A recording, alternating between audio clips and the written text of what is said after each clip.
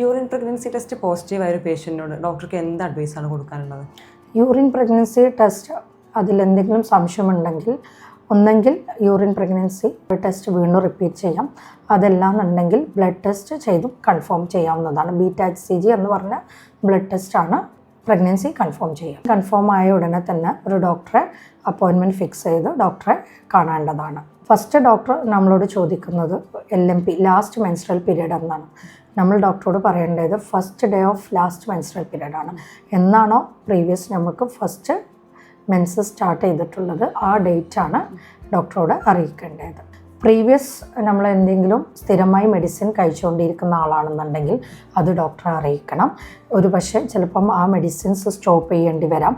അതല്ലാന്നുണ്ടെങ്കിൽ അതിൻ്റെ ഡോസ് എന്തെങ്കിലും ചേഞ്ച് ചെയ്യേണ്ടിയും വരാം. Past history of any surgeries ഉണ്ടെന്നുണ്ടെങ്കിലും അത് ഡോക്ടറെ അറിയിക്കേണ്ടതാണ്.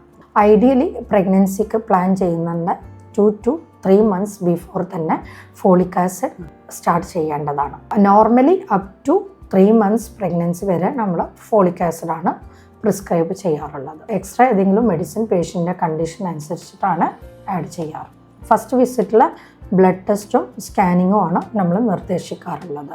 സ്കാനിങ് ഐഡിയലി ഒരു 6 to 8 വീക്സിൻ്റെ ഇടയിലാണ് ഫസ്റ്റ് സ്കാനിങ് നിർദ്ദേശിക്കാറുള്ളത്. ഫസ്റ്റ് സ്കാനിങ് ചെയ്യുന്നത് എക്ടോപിക് പ്രഗ്നൻസി ആണോ എന്ന് റൂൾ ഔട്ട് ചെയ്യാൻ ഡേറ്റിംഗ് സ്കാൻ എന്നാണ് സ്കാനിങ്ങിന് പറയാറുള്ളത്. അത് വെച്ചിട്ടാണ് കുട്ടിൻ്റെ ഗ്രോത്ത് പറഞ്ഞ LMP ഡേറ്റ് പ്രകാരം കറസ്പോണ്ടിങ് ആണോ എന്നുള്ളത് നോക്കാറുള്ളത്. ഇത്രയും കാര്യങ്ങളാണ് പ്രഗ്നൻസി പോസിറ്റീവായ ഉടനെ ഏതൊരു ഗർഭിണിയും ശ്രദ്ധിക്കേണ്ടത്.